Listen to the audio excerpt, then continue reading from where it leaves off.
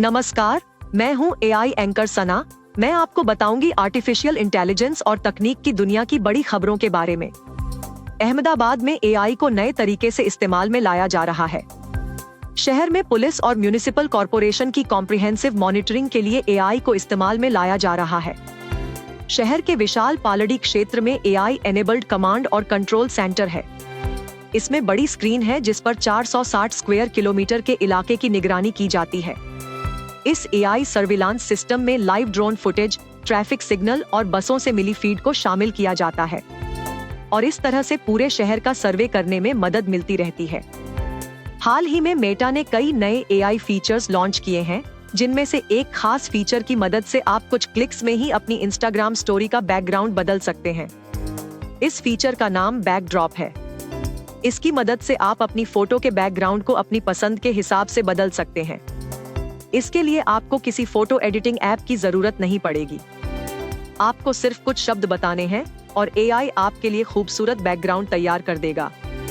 ये technology DALL-E या mid journey जैसे एआई प्लेटफॉर्म्स से मिलती जुलती है। एआई का इस्तेमाल जैसे जैसे बढ़ रहा है, इससे हो रही धोखाधड़ी के मामले भी सामने आ रहे हैं।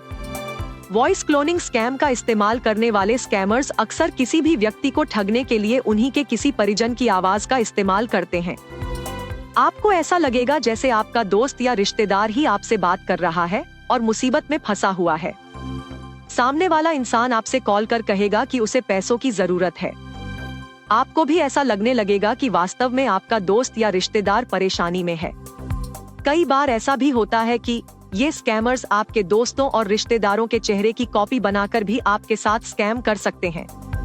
वे इस एआई जनरेटेड चेहरे का इस्तेमाल कर लोगों को झांसे में लेते हैं, जिस वजह से उनका भारी नुकसान भी हो जाता है। अगर आपके पास कोई कॉल आता है और सामने वाला आपका दोस्त या फिर रिश्तेदार बनकर आपसे कहता है कि वो मुसीबत में है और इस समय उसे पैसों की काफी ज्यादा जरूरत है, तो ऐसे में आपको तुरंत सतर्क हो जाना चाहिए।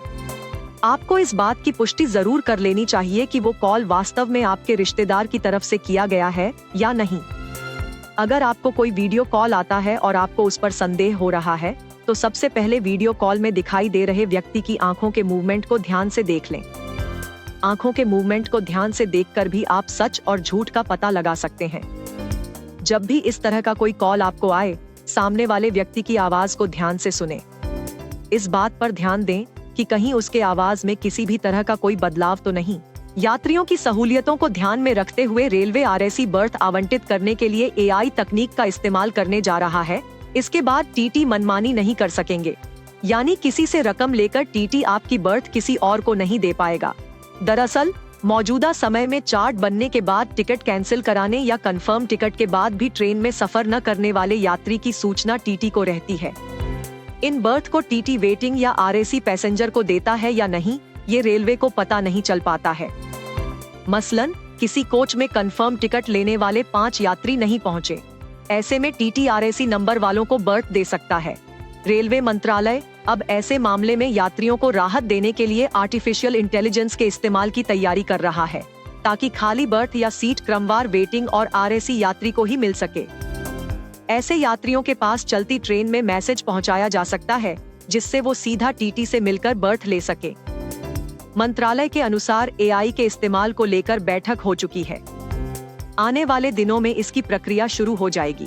हारकोर्ट बटलर टेक्निकल यूनिवर्सिटी में अब आईआईटी कानपुर की तर्ज पर 3 से 6 महीने के शॉर्ट टर्म कोर्स की शुरुआत होने जा रही है।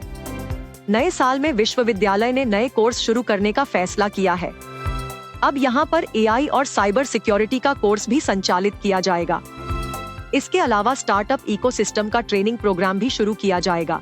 आपको ये पेशकश कैसी लगी, हमें कमेंट सेक्शन में जरूर बताएं। ऐसी ही स्टोरीज और अपडेट्स पाने के लिए सब्सक्राइब करें आज तक एआई।